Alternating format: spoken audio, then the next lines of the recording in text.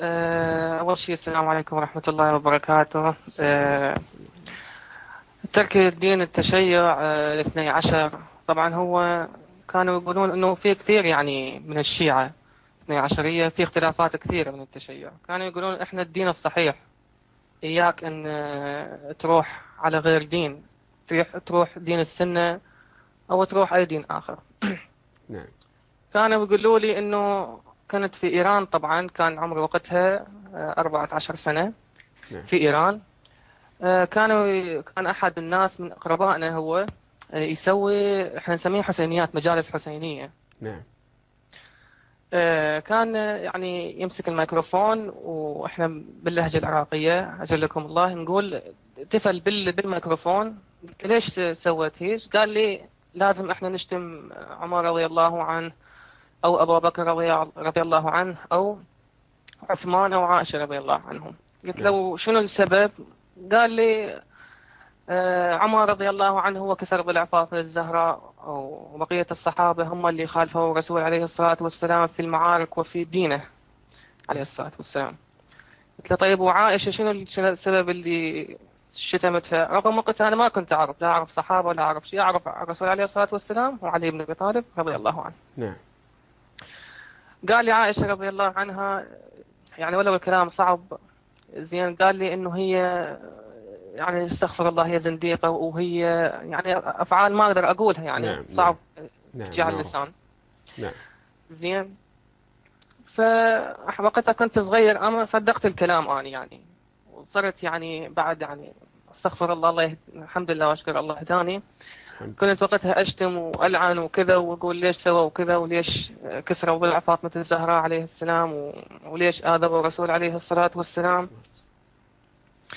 بعدين مارست هاي صرت أحد الرواديد الحسينيين، يعني صرت أقرأ بالناس، والناس يلطمون يضربون نفسهم. أنت ف... تحولت إلى رادود يا أخ محمد؟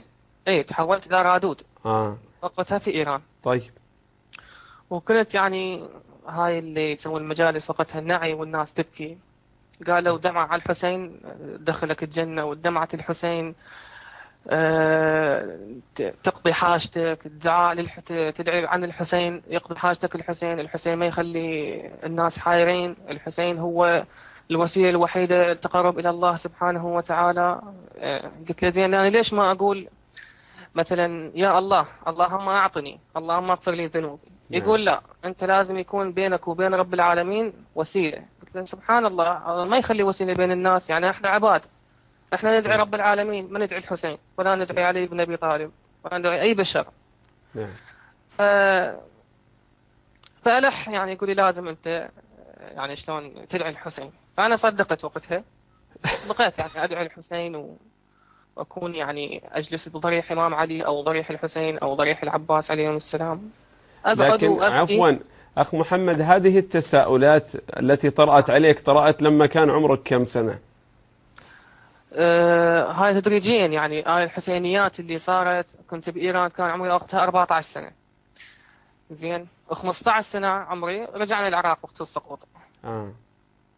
اي ورا ما رجعنا للعراق فاستمريت، يعني استمريت كرادود حسيني، واقرا بالناس واقرا القرآن واقرا الأدعية، مثل دعاء كميل ودعاء الندبة ودعاء الحجة، آه. الأدعية المشهورة. بعدين جلست بمنطقة ما أقدر أذكر اسمها، اعذروني. أه، نعم. أحد الناس هو من منظمة بدر، نعم. منظمة بدر، صار ياخذني يسوي مجالس كل محرم 40 يوم. يعمل المجالس الحسينية، وأنا هم أروح أقرأ وألطم وأبكي وأذية النفس يعني. آه. إيه، ففي اليوم من الأيام الشيخ صعد على المنبر بنفس الحسينية هاي اللي يقيمها هذا أبو منظمة بدر. وقتها عمري هناك 18 سنة. نعم. صعد على المنبر وظل يخطب يخطب يخطب، فلعن عمر على المنبر. زين، لعن عمر رضي الله عنه ونزل. خلص الخطبة، سألته قلت له أنت ليش لعنت عمر؟ شنو السبب؟ قال عمر رضي الله عنه كان يفعل اللواط وكان يفعل آه. الأشياء المحرمات وكذا. نعم. زين، وقتها أنا يعني شلون شبه يعني شبه الهداية، هيك أفكر إنه أهتدي، أقول لا دينهم غلط، دين صحيح. وقتها صارت يعني شلون مضاربة بيني وبينه، ضربته وسجنوني وقتها شهر. آه. إيه. أكلت سجن س- بسبب ض- هاي ضربت ضربت هذا المعمم، ها؟ إيه. ضربته ضربت بعد ما قال، بعد ما اتهم عمر رضي الله عنه بالاتهامات التي ذكرت. باللواط، نعم. سبحان الله العظيم. ضرب. نعم، تفضل. فقلت سجنوني تقريبا، مو شهر، تقريبا 28 يوم 29 يوم كلها سجنوني بسبب هاي التهم، لأنهم أساسا منظمة بدر، منظمة بدر هم دولة بالعراق يعني. نعم، معروف. حسن. بعدها تركت هاي المجالس الحسينية. قالوا لي إشاعات أخبار ما كنت أعرف، في قناة اسمها صفا، في قناة اسمها صفا، وفي شيخ العرعور، وهذا إنسان كافر ويجعل الناس كفار، وناس كثير ماتت بسببه. قلت خلي أشوفه، أنا ما خسران شيء. وقتها يعني الأهل ما يقبلون أتابع أي قناة سنية، آه. مو لأنه يعني يكرهون السنة، ما عندهم. احنا بالبيت أساسا كلنا ما عندنا كره السنة، بس خوفا علي، لأن احنا منطقتنا كلها شيعة، وكلها في هذول يسموهم جيش المهدي. نعم. ال- المهم ظليت أتابع قناة الصفا، وأتابع العرعور شنو كلامه وشنو يقول، ليش الناس تشتمه. نعم. شفت ما في شيء، يعني هو بس مجرد كلام دين. زين، لا تدعون، يعني لا تدعون غير الله، يعني الدعاء بغير الله شرك، والقسم بغير الله شرك وهو كفر. زين. نعم. شفت تقريبا تابعت سنة كاملة. أنا تابعت هاي القنوات السنية، مثل قناة الصفا. أكثر شيء تابعت قناة الصفا، العرعور أو غير عرعور من الشيوخ. نعم. شبه اهتديت الحمد لله والشكر. يعني وصل عمر 20 سنة أنا اهتديت الحمد لله والشكر. ما شاء الله. أي. الحمد لله. بس. بعدين نعم. الحمد لله والشكر. نعم. وبعدين ما قدرت أعلن للناس، ولا أقدر أقول لأهلي، ولا أقدر أصلي متكتف، لأنه إذا صليت متكتف قدام البيت خفت أحد يشوفني وتنشر وأتعرض للقتل بالنهاية. آه. أي. وبعدين وقتها، وقت ما كنت مهتدي، كانوا الناس يعرفون، يعني أنا كنت مؤذن، يعني عمراد الحسيني وهم مؤذن. كانوا جوامع الشيعة تعال لازم تأذن أنت آه. بالجامع. أروح أذن وأقرأ أدعية بعد الأذان، اللهم كل وليك الحجة بن الحسن. فاستمريت بهذا تقريبا الجامع، هو قريب على بيتنا. كانت كثيرة تصير مشاكل، لأن هم كنت أناقش أنا ناس داخل الجامع يعني تقريبا. سبحان الله، أنا حتى صاحب الجامع، طبعا أكو فد شغلة أريد أقولها نعم. لعامة الناس وخلي يسمعوها زين. تفضل. الجوامع الشيعية سبحان الله ما أعرف بعد من أدخل بها الجوامع الشيعية، تراب على السجاد، تراب، كله تراب. يا صاحب الجامع، يعني هو هذا بيت أنت لله بنيته، تبني بيت بالدنيا حتى الله يعطيك قصر بالآخرة. إذا نظف الجامع، أنت ليش الجامع مالتك وسخ؟ ليش هيك؟ والصور أنواع الصور يخلون، آه. يعظمون الرجال، طبعا عالم الدين يعظمونه. يعني ما أعرف شلون أوصف التعظيم اللي يعظمون به هذا نعم. عالم الدين، أي عالم دين، إذا كان سيستاني أو غير سيستاني. والصور معلقة بالجوامع والحسينيات. طبعا الحسينية هي أساسا ما يخلون بيها منارة، والجامع يخلون بيها منارة، لأن الحسينية تعتبرون خاصة لللطم والضرب والنعي، نعم. محرم.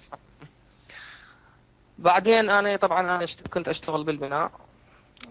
واحد هم من الشيعة، هو شيخ أساسا، يعني شلون متعلم طالب هو متعلم. فصار نقاش بيني وبينه. قلت له أنتوا ليش يعني هالشتم هذا عن عائشة، وليش عن عمر؟ قلت له أريد أعرف ليش بس الشتم عن عائشة. نعم. قال يا أخي عائشة هي كانت ضد الرسول، وطلعت ضد علي بن أبي طالب عليه السلام. قلت له زين، قلت له شنو الدليل؟ قال الدليل عن رسول الله، رسول الله هو اللي يتكلم. قلت له طيب رسول الله عليه الصلاة والسلام أنتم مو تقولون يعلم الغيب؟ قال نعم يعلم الغيب. قلت له زين، إذا يعلم الغيب المفروض هو يعرف أنه عائشة رضي الله عنها تسوي كذا وكذا به، نعم. راح يعرف أنه أبو بكر وعمر وعثمان رضي الله عنهم راح يسوون كذا وكذا فيه. ليش ما قتلهم من أول؟ وليش أساسا ما يتزوج هاي الحرمة مثلا؟ نعم. قال لا لا، هاي مكتوب عليه، لازم يصير في كذا، لازم الله ينزل عليه عذاب. قلت له شنو العذاب؟ قال إذا ما يصير عليه عذاب دين رسول الله محمد عليه الصلاة والسلام يستقيم. أها. هذا اللي يقولونه دائما. ماكو ما يعني أقول له عليه الصلاة والسلام أنت تقول يعلم الغيب، طيب خلاص يعلم الغيب المفروض ما يتزوج عائشة. إنزين إذا ما يتزوج عائشة يقول لي هو مكتوب عليه أنه لازم يتزوج عائشة رضي الله عنها، لازم الله يبتليه بعائشة، ولازم الله يبتليه بعمر وبكر وعثمان. يعني في تناقض. أي نعم. يعني هذا مكتوب عليهم. نعم. مكتوب على الرسول عليه الصلاة والسلام. نعم. نعم. تقول له انه كسر ضلع فاطمة الزهراء عن عمر رضي الله عنه، انه هو كسر ضلع فاطمة الزهراء وهو اخذ الارض، ارض فدك. يقول هذا هم مكتوب. قلت له زين لما انكسر ضلع فاطمة الزهراء علي بن ابي طالب وين كان؟ يقول لي كان جالس جنبها. زين لما قامت تفتح الباب وانكسر ضلعها علي بن ابي طالب جالس بس ما يقدر يقوم. قلت له زين ليش؟ يقول لي الرسول عليه الصلاة والسلام قبل وقوع الحادثة كان يعلم بهذه الحادثة، وقال إذا دخل عليك عمر وكسر ضلع فاطمة الزهراء هي ابنتي عليه السلام لا تقم، وإذا قمت هدم الدين. يا الله، لهذه الدرجة يبثون الخزعبلات والأباطيل. إلا هاي الدرجة وصلت إنه الدين. بعدين تناقش إنه القرآن طبعا هو كله عن أهل البيت. نعم. ماكو يعني ماكو غير شيء.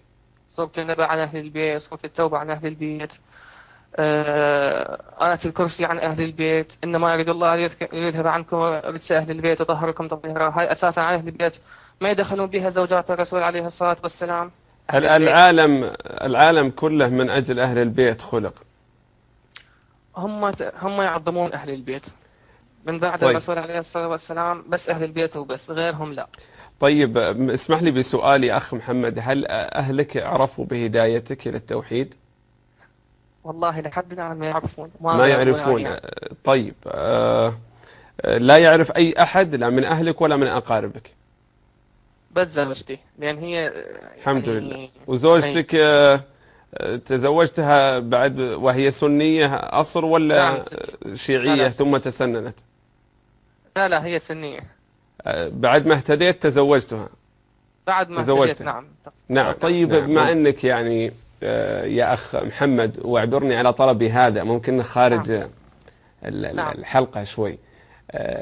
يعني أنت ما أنك كنت رادود، نعم. هل عندك أشياء يعني ممكن تعطينا بصوتك الآن، يعني مدح في عمر أو في الصحابة بشكل عام، أو في إذا كان في إمكانية، يعني ما نبي نحرجك أمام المشاهدين، لكن الأمر فيه سعة، المجال مفتوح لك. يعني شيخنا قصدك أمدح عمر رضي الله عنه؟ نعم. المشكلة بصراحة يعني لأنه تارك مواضيع الحسينيات.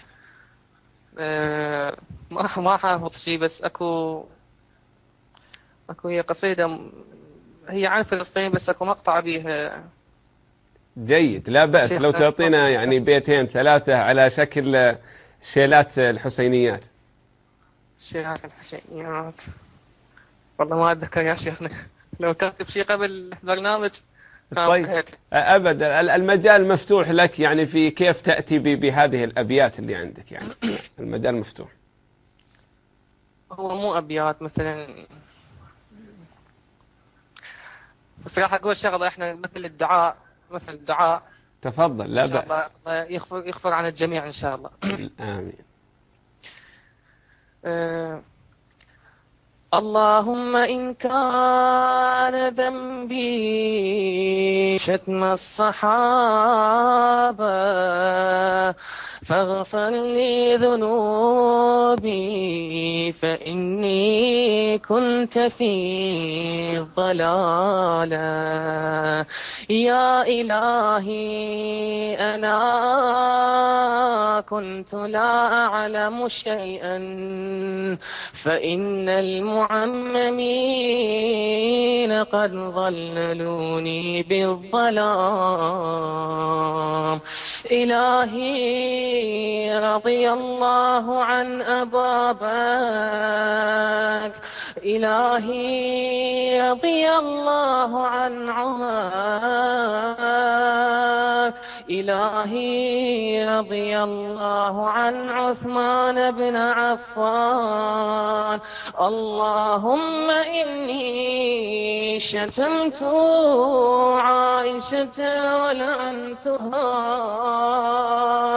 إلهي لم كنت أعلم ذلك لما شتمت به أوليائك، فعفوك يا رب العالمين، وارحمنا واغفر لنا ذنوبنا برحمتك يا أرحم الراحمين. وصلى الله على سيدنا ونبينا محمد وعلى آله وصحبه أجمعين الطاهرين. الله، ما شاء الله تبارك الله.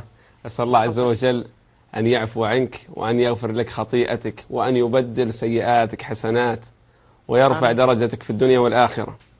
يعني ما شاء الله الصوت الجميل هذا، يعني بما أنه سنين كان في الحسينيات وفي ما يخالف أمر الله عز وجل، نتمنى بعد أن استخدمت هذه الحنجرة في الباطل أن تستخدم في الحق، وهذا بهذا، والحق أولى أن يتبع. الحمد لله رب العالمين. الحمد لله. إن شاء الله جميع الشيعة يهتدون إلى الدين الصحيح والدين الحسن. يا رب. طيب أخ